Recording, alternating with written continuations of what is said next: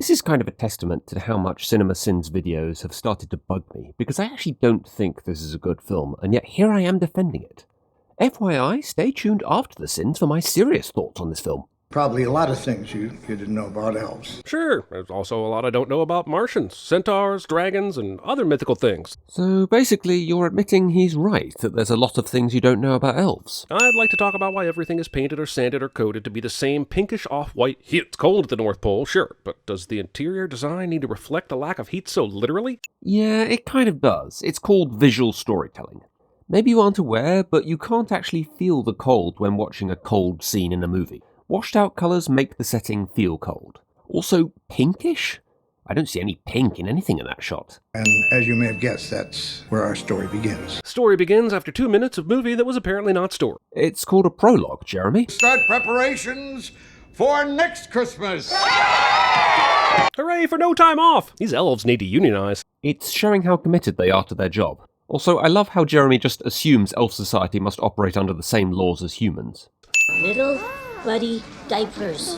His name is Buddy. Why would the elf think his name was Buddy and not Little or Diapers? And why would he assume his tag is a name at all? I'll give you the second part, that is strange. As for the first part, it's because Little is the size of the diaper and Diapers is the thing he's wearing. A huge can of elf sex worms that I can't wait to dive into. Did they?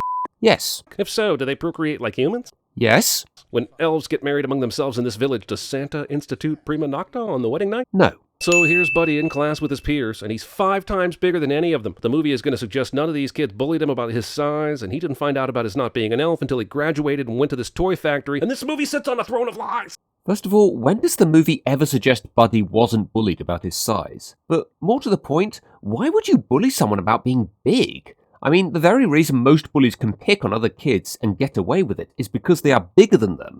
Picking on someone big enough to pick you up and throw you into a wall probably isn't going to end well. All I can think is that Jeremy was picked on at school by a bunch of midgets. There were a few drawbacks to being a human in an elf's world. Yeah, but what about Santa? Santa doesn't live with them in the elf world. They just work for him. You changed the batteries in the smoke detector? Sure did. Triple A's. You lying piece of shit.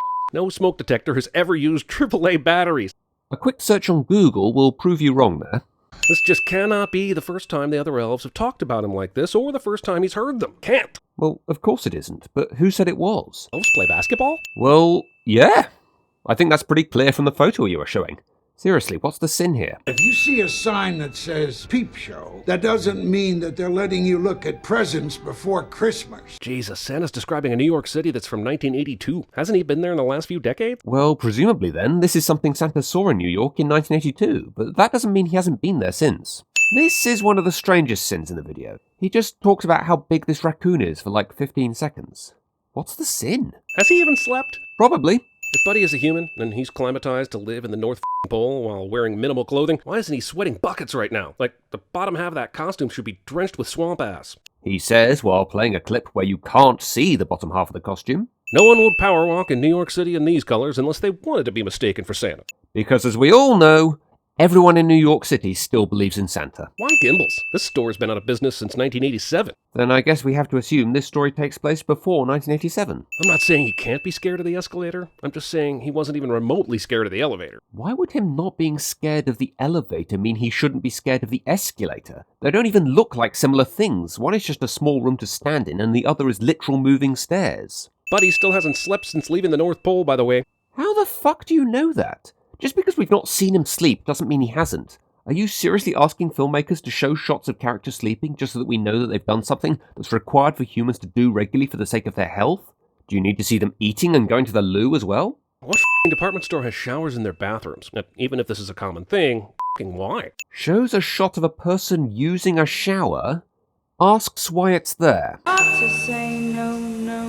Mind if I move in? How the hell is she fogging up the entire row of mirrors in this giant-ass bathroom? Okay, I don't disagree with this sin. I mean, I could argue it's the shower fogging up the mirrors, not her. But I'm just puzzled as to why he played a clip of them singing before that sin. And again, this sin about this guy's name tag starts with a clip that isn't needed for the point Jeremy is making. Does Jeremy just not know how to start a sin without a clip from the movie? Again, how would the North Pole elves be clueless about department store Santas and other fill-ins? Yes. How does a person that's never been outside the North Pole not know about the fact that store Santas are in places other than the North Pole? Gosh, that is a mystery, isn't it? Buddy in jail is f***ing ripe for comedy, but instead, nope, wasted as just a mechanism to get father and son together again. If it gets the father and the son together, then how is it wasted? He cannot stay here. Clearly, he has some serious issues. We can't just throw him out in the snow. I like her intentions, but she has a young son that she should want to not get murdered. Why do you assume Buddy might murder someone? This guy's angry because his niece couldn't finish the book because James Caan is a cheap bastard that wanted to save 30 grand by not reprinting the books, so maybe the boss gets a copy for his niece of all the new books. But if that's the case, then Doofus Walter here should have known this was going to happen. There's nothing in this scene to suggest he didn't know this would happen. I guess he's asking why you wouldn't reprint the book if it meant he'd be getting a telling off. Well, I guess since it would have cost 30 grand, he felt it was still worth it. It's also possible he knew he'd be getting this telling off regardless, since his boss tells him the book would have sucked even if it had been printed properly. Now Buddy has tracked down his new younger brother at his school. This is the same Buddy that was afraid of the radiator. Ah, yes, of course. How could we forget that people with a fear of radiators can't track other people down? This sin seems like a fair point about how a group of strangers wouldn't just start pummeling you with snowballs. But I do find it odd Jeremy talks about how he didn't see this happen when he was in Central Park during the summer! The guys have the entirety of Manhattan to fool around, but choose Gimbals for their shenanigans. Just because we only see them at Gimbals doesn't mean that's the only place they went. But since Jovi's met him, he's harassed her about singing in public, unapologetically walked in on her while she was in the shower, assaulted an innocent man dressed as Santa, then was incarcerated. Why in the name of Rudolph's ballsack would she agree to go on a date with him? Maybe because he's the only person in the store to befriend her? The sneaking into the women's locker room is a fair point, but I think it's pretty clear he wasn't being pervy. He just liked her singing. Deb, you have such a pretty face. You should be on a Christmas card. Ah, nothing like a little light sexual harassment to put a little pep in your step. In what universe is what Buddy said sexual harassment? Movie uses a loud dial tone to help viewers understand the other party hung up, even though that's not how phones work anymore, cliche. You mean to tell me this movie where Santa and elves are real isn't 100% true to reality? I'm shocked and outraged. That laugh hurts my ears almost as much as that time I heard someone ask for chips and fish at a restaurant. They didn't all drink whiskey, though. Only 2 of them that we know of. How did things go from 2 guys slacking off to literally everyone having a dance party? You don't have to drink whiskey to be involved in a dance party. What would you like to do? I got some ideas. Yet another red flag from this stranger you're following down the street at night. Isn't her mind reeling with the terrible possibilities of this date? Well, the face she's making in the clip you're showing certainly does suggest that. Just because she's continuing with the date doesn't mean she's completely let her guard down. Buddy's never even touched a girl before, so he definitely will be knocking over innocent skaters for the next hour or so with his massive elf boner. Well, he's also not aware of the concept of fucking women, so he's probably not going to get a boner about it. Granted, Miles probably believes he was humiliated by an employee of this publishing company, but he's still leaving with the cash without doing the job he was given the cash for. Maybe he gave the cash back, and even if he didn't, that's the risk you take when you pay someone up front. Buddy knows how to write, so him writing notes with the Etch-a-Sketch is an offensive bit of product placement that overstates its welcome. Maybe he's just more accustomed to writing on an Etch-a-Sketch. Buddy! Buddy, where are you? There you go, just walk on foot around New York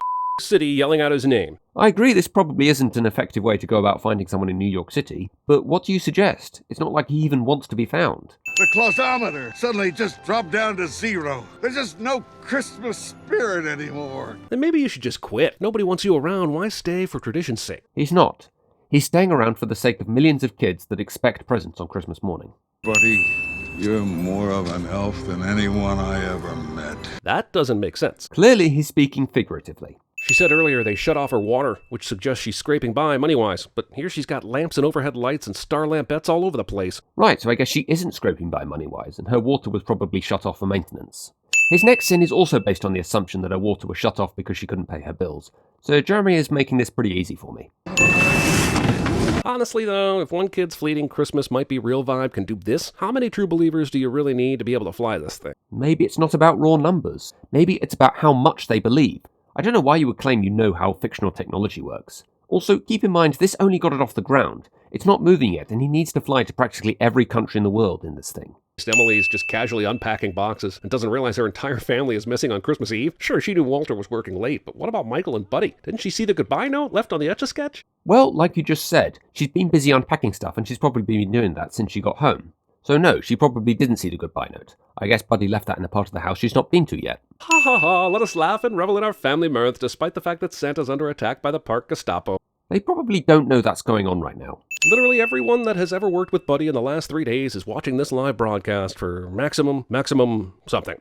Okay, so what's the sin here? Also, Santa just said that you can't see him to believe in him, so by that logic, the magical juice maker should immediately shut down right now, right? That's not what he said. He said it's about believing not seeing. In other words, believing without seeing. But people who do believe aren't going to stop believing just because they've seen the sled.